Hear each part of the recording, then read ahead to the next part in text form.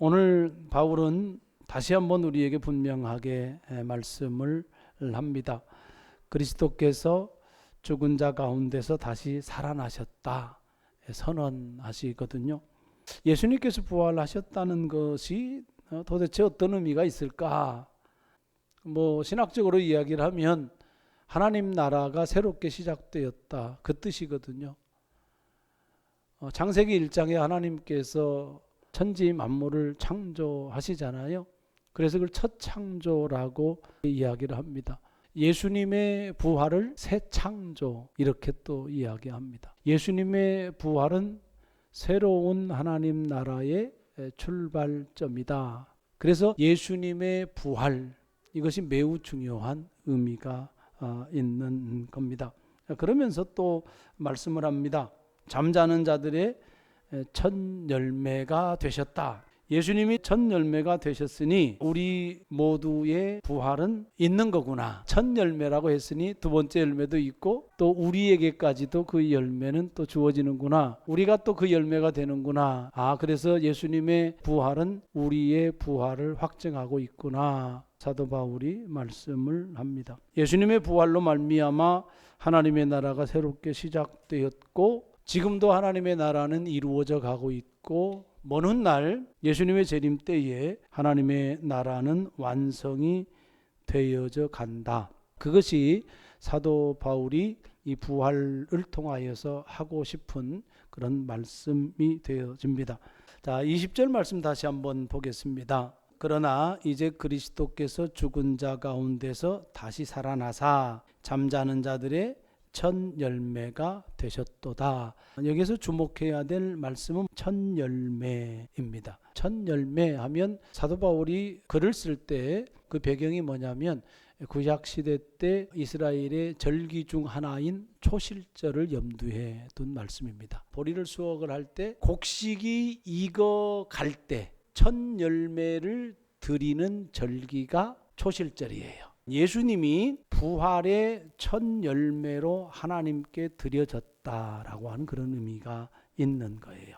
예수님이 첫 열매라고 한다면 예수님의 부활로 말미암아 예수 그리스도를 믿는 우리도 부활이 확실하다라고 하는 것을 말씀하고 있는 거예요. 그러면서 21절, 22절 아담과 예수님을 비교해서 설명을 하고 있어요. 사망이 한 사람으로 말미암았으니 한 사람은 누구를 가리켜요? 아담을 가리켜요. 인류의 대표로서 아담이 죄를 지음으로 죄의 결과가 사망이 된 거예요. 죽음이 된 거란 말이에요. 그 사망은 하나님과의 관계가 단절되어지고 아담과 하와의 관계 단절이 되어지고 더 나아가서는 자연 만물과 또 인간의 관계가 단절이 되어진 상태. 사실은 이 상태가 죽음의 상태거든요. 그것이 아담으로 말미암아서 사망이 임했다. 그 말씀을 하고 있는 거고 죽은 자의 부활도 한 사람으로 말미암는도다. 죽은 자의 부활은 예수 그리스도를 믿다가 죽은 사람들을 가리켜요. 성도를 가리키는 거죠. 신자를 가리키는 겁니다. 죽은 자의 부활은 한 사람으로 말미암는 거예요. 그 부활도 한 사람은 누구를 가리켜요? 예수 그리스도. 인류의 대표인 예수님이 부활했으니 나머지 모든 사람도 부활한다 라고 하는 그런 말씀인 거예요. 부활은 믿는 사람만의 부활이 아니고 예수 그리스도를 믿지 아니하는 사람도 부활하는 거예요. 예수님을 믿는 사람의 부활은 무엇을 위한 부활이냐면 22절 후반절에 그리스도 안에서 모든 사람이 삶을 얻으리라 우리가 말하는 영생을 뜻하는 거예요. 22절에 아담 안에서 모든 사람이 죽은 것 같이 라고 하는 이야기는 하나님과의 관계가 단절이 되었다. 이것을 다른 말로 표현하면 영벌이라 이렇게 표현합니다. 영원히 벌 가운데 존재하는 사람들은 예수 그리스도 안에 있지 않고 모든 죄와 사망의 대표인 아담 안에 있는 사람, 이 사람들은 결국은 영벌에 처해진다. 예수님을 믿기 전에 우리는 아담 안에서 죽은 자였지만 예수님을 믿는 순간 우리는 아담에서 그리스도에게로 옮겨져서 새 생명을 받았다라고 하는 말씀을 분명하게 하고 있는 거예요. 그렇기 때문에 예수 그리스도를 믿는다라고 하는 것은 하나님의 나라가 우리 안에서 새롭게 시작되었다, 그런 뜻이에요. 여러분, 우리가 하나님의 나라를 이야기할 때 굉장히 추상적인 개념으로 이해할 수가 있거든요. 근데 하나님의 나라의 개념은 뭐냐면 우리 안에 부활하신 예수 그리스도가 있다는 거고, 그 부활하신 예수 그리스도의 다스림을 받는다는 거예요. 하나님의 나라 안에 있는 거예요. 하나님 나라의 백성이에요. 우리의 정체성이란 말입니다. 그것을 말씀하고 있는 거예요. 예수 그리스도의 부활은 하나님 나라의 새로운 출발점인 거고, 우리가 예수 그리스도 안에 있다라고 하는 이야기는 우리 안에 하나님의 나라가 이루어져 있는 것, 그리고 우리가 믿기 시작할 때 하나님 나라도 우리 안에서 시작이 되어졌다라고 하는 것을 말씀하고 있는 겁니다. 두 번째, 23절에 보면 각각 자기 차례대로 되리니, 단번에 모든 사람이 부활한다, 그런 뜻이 아니고 시간적인 질서가 있다, 차례가 있다, 그런 이야기예요. 예수님의 부활이 먼저이고 그 다음은 예수 그리스도께 속한 믿는 자들의 부활이 있을 것이다. 그때는 어느 때인가? 예수님의 재림의 때다. 자, 그래서 먼저는 첫 열매인 그리스도요, 다음에는 그가 강림하실 때에 그리스도에게 속한 자다, 이렇게 말씀을 합니다.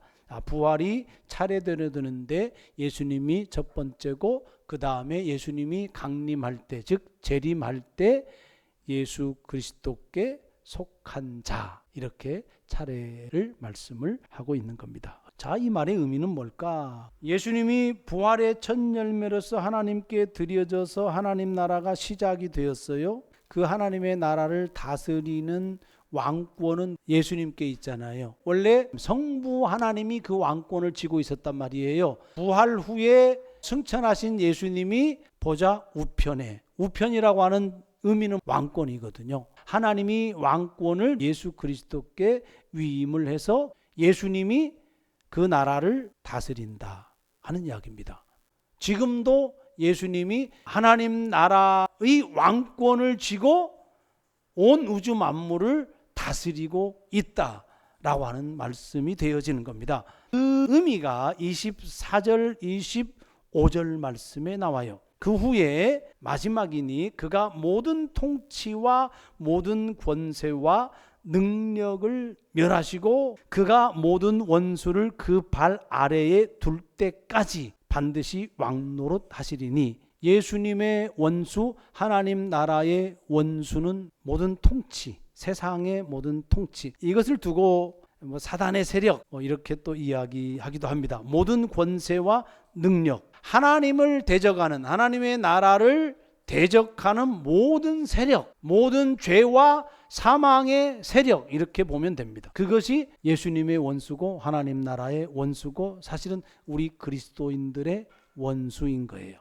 예수님은 지금도 왕권을 가지고 온 우주 만물을 다스리고 있다. 하나님의 나라가 시작이 되어졌고 하나님의 나라는 지금 계속해서 진행 중에 있구나. 그런데 하나님의 나라가 지금 예수님을 통하여서 다스려지고 있고 이 세상이 그렇게 다스려지고 있다라고 하면 왜 악한 사람들이 그렇게 형통할까? 왜 죄악의 세력들이 그렇게 난무할까? 죄와 사망의 세력이 흥하는 이 시대의 모습을 우리가 너무나도 많이 보잖아요. 이것은 도대체 어떻게 된 거야? 아직도 죄가 있고 죄의 세력이 있고 사망의 세력이 있고 우리 안에 고통이 있고 우리 안에 혼란스러움이 있고 무질서가 있고 어둠이 있고 캄캄함이 있고 그렇단 말이에요.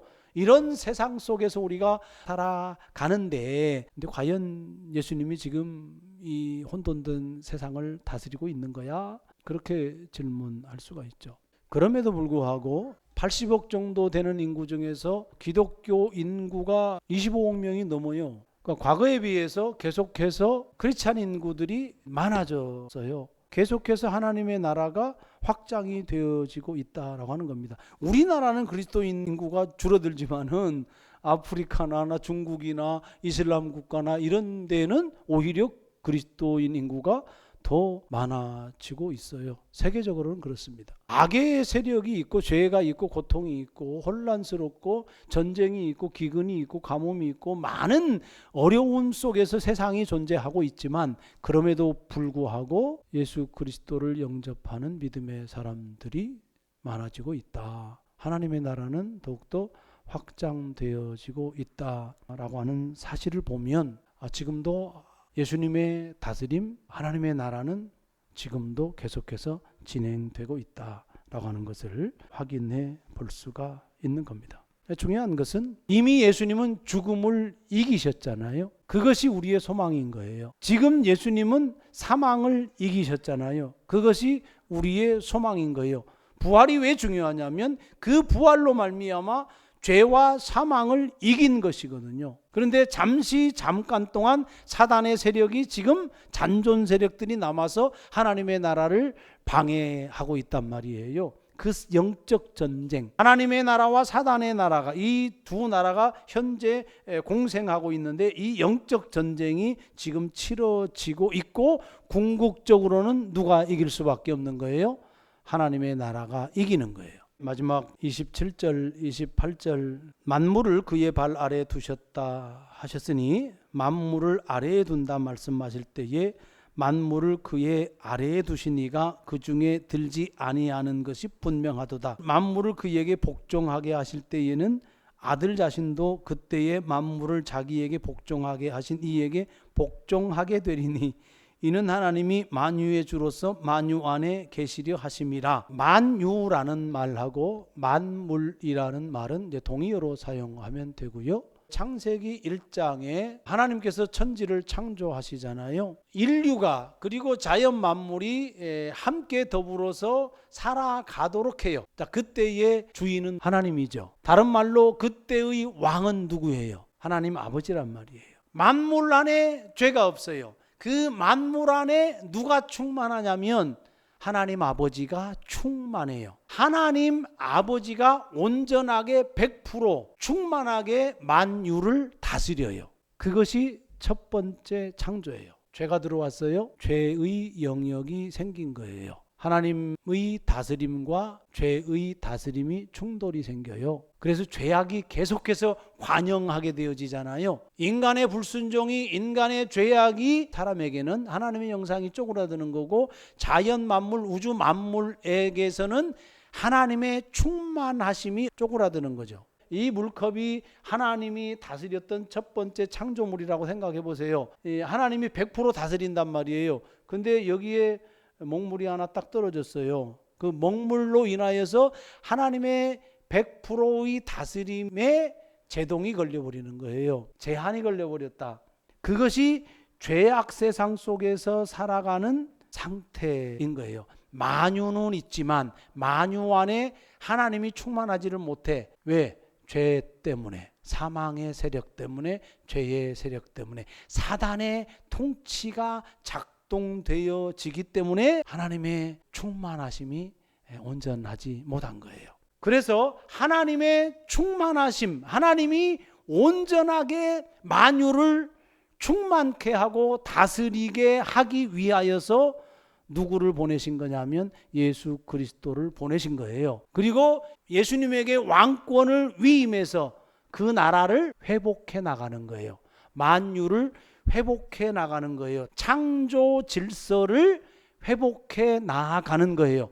하나님과의 관계를 회복해 나가고, 인간과 인간의 관계를 회복해 나가고, 나라와 민족과 민족의 관계를 회복해 나가고, 자연과 인간의 관계 등등을 회복해 나가게 하기 위하여 예수님이 이 땅에 오셨고, 또 십자가에 죽으셨고 부활하셨고 왕이 되어셔서 지금 그 일을 하고 계신 거예요. 온전하게 완전하게 예수님이 정복할 때가 있을 거란 말이에요. 그때는 본문에서 만물이 누구에게 복종해?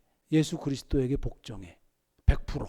자, 그러면 그 만물이 100% 예수 그리스도에게 복종한다는 의미는 뭐냐면 이 세상 만물을 다 누가 다스린다는 뜻이에요. 죄와 사망의 세력은 없어져 버리고 예수 그리스도에 의해서 만물이 다 다스려진다는 뜻이잖아요. 그것이 완성된 하나님의 나라단 말이에요. 그때가 어느 때라는 거예요? 예수님이 재림할 때라는 거예요. 예수님이 재림하게 되어지면 하나 과제가 생겨요. 창세기 1장의 첫 창조 때의 왕권은 성부 하나님이 가지고 계셨단 말이에요. 예수 그리스도를 통하여서 모든 만물이 예수 그리스도에게 복종을 해서 회복이 됐어요. 왕권은 지금 누구한테 있어요? 예수님한테 있는 거잖아요. 원래대로 회복이 되려면 이 왕권은 누구한테 가야 돼? 당연히 성부 하나님께 가야 되는 거잖아요. 그래서 그 표현이 28절에 보면 만물을 그에게 복종하게 하실 때에는 아들 자신도 그때의 만물을 자기에게 복종하게 하신 이에게 복종하게 되리니, 이건 누구에게 복종한다는 말이에요? 하나님 아버지에게 복종한다는 뜻이에요. 이는 하나님이 만유의 주로서 만유 안에 계시려 하심이라. 하나님이 만유의 주다. 만유의 주는 만물의 주, 온 우주 모든 창조의 창조물의 주는 누구예요? 하나님이잖아요. 아들이 아버지에게 복종하게 하는 것은 하나님이 만유의 주로 회복되는 거예요. 하나님의 나라로 가는 것은 결국 하나님께서 궁극적으로 목표하는 것은 뭐냐면 온전한 창조 질서의 회복인데, 그 창조 질서의 회복에 있어서 만유의 주는 하나님 아버지가 되는 거예요. 그래서 25절에 보면 그가 모든 원수를 그 발 아래에 둘 때까지 이렇게 얘기해요.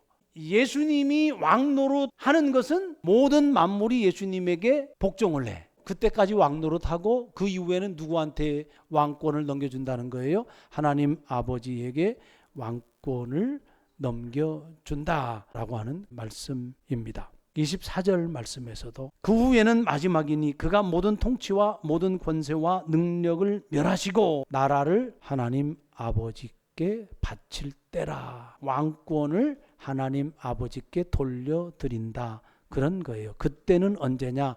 예수님의 재림 때, 예수님이 강림할 때, 모든 만물이 예수님에게 복종하게 될 때, 모든 죄와 사망의 세력을 예수님이 정복할 그때에는 하나님의 나라가 완성되어져서 모든 창조 질서가 회복이 되어져서 그때는 원래대로 돌아가는 거예요. 하나님이 왕권을 쥐고 영원히 그리스도와 함께, 그리고 우리 성도들과 함께 왕노릇하는 거예요. 여러분, 이 부활이 우리에게 주는 메시지는 너무나도 강력하고 우리의 삶의 근본적인 삶의 방향, 또 삶의 성격, 이러한 것들을 결정하게 되어지는 거예요.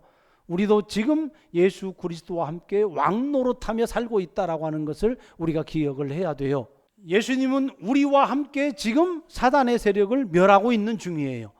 예수님은 지금 우리와 함께 죄와 사망의 세력을 멸하고 있는 중이에요. 그것이 교회예요. 그래서 우리는 예수님이 가신 그 길, 복음서에서 말씀하시는 그 길을 걸어가야 되는 것입니다. 예수님의 부활은 하나님 나라가 새롭게 시작되었음을 선포하는 실제적인 사건이다. 우리는 지금 그 나라의 백성으로 부름을 받았다. 그래서 예배하고 기도하고 때로는 불의에 침묵하지 않고 사랑을 행하고 정의를 실천하고 그 나라를 우리가 살아야 한다. 언젠가는 하나님의 나라가 완성될 것입니다. 하나님께서 모든 악을 이기고 죽음까지도 없애고 마침내 우리 모두가 하나님의 통치 안에서 참된 생명과 기쁨과 평화와 안식을 누릴 것이다. 그것을 바라보고 그 나라를 갈망하고 그 나라를 고대하면서 살아가는 삶이 우리의 삶이다라는 말씀입니다. 지금 그 나라가 진행 중입니다. 그 나라가 완성되어질 것입니다. 우리 모두 하나님 나라의 신실한 백성으로 오늘을 이기면서 그렇게 살아가기를 주의 이름으로 축복합니다. 기도하겠습니다. 하나님 아버지, 부활로 말미암아 하나님이 우리의 왕이 되셔서 지금도 우리와 함께 또 왕노릇하며 죄와 사망의 세력을 멸하고 있음을 고백합니다. 그 사실을 믿고 받아들이며 완성될 하나님의 나라를 소망합니다. 참 자유와 참 평화와 안식과 온전한 사랑의 나라, 그 나라를 갈망하며 그 나라를 이 땅에 이루며 살아가는 저희들 되고, 무엇보다도 예수님의 삶을 본받아 그분을 닮아가는 우리의 삶이 되어질 수 있도록 도와주옵소서. 예수 그리스도 이름으로 간절히 기도 올리옵나이다. 아멘.